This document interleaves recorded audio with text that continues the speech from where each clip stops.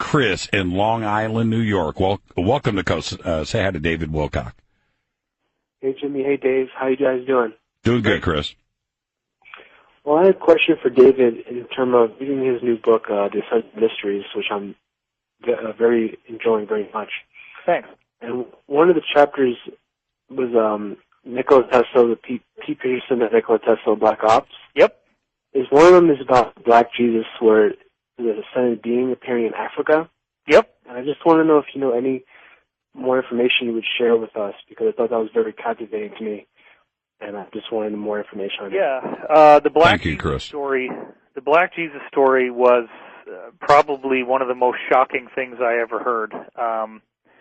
It came from my insider, Jacob, I call him that in the book, who actually was working for the Rothschilds and still does, and also is a whistleblower who doesn't really do what they want but continues to work for them because he feels like there's some very serious extraterrestrial threats to Earth and that what they're doing is very necessary to protect us.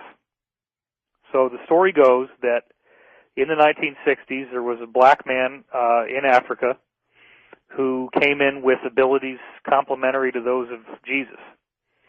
And he was performing miracles. He was starting to get people to listen to what he had to say. And the cabal tried to kill him, and, they could shoot him in the head, and his skull would just regenerate, and the flesh would grow back, and he was fine. And, so the crazy story that I heard, and remember, I was told at the time that if I disclosed this, that I would be killed, and I ended up putting it in the book anyway. But the story was that this guy, they finally said, okay, we're going to bring you to the United Nations and share your message with the world. Let's get you on this flight. They bring him on this flight, and instead of bringing him to the United Nations, they shot him repeatedly, and then actually had some kind of meat grinder device, and basically like a bandsaw, I guess, and sawed up his body into a whole bunch of pieces, put him in these very like radioactive shielded containers, and then had all these fighter jets dock with the plane and fly his body parts to all corners of the world, where then these containers turned them into ash. And they thought that maybe this would defeat him, like that his body somehow, the tissue was necessary. So if they destroyed all the tissue in all these places across the world, maybe they could defeat him.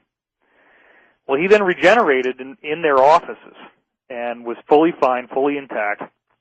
But the sad part is that he said,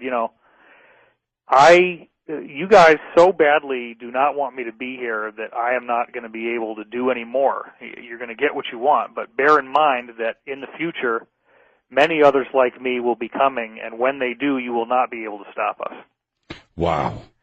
Well, that is all I know. Unfortunately, right. There's nothing more to the story than that. I don't Incredible. but it is an incredible story. Incredible.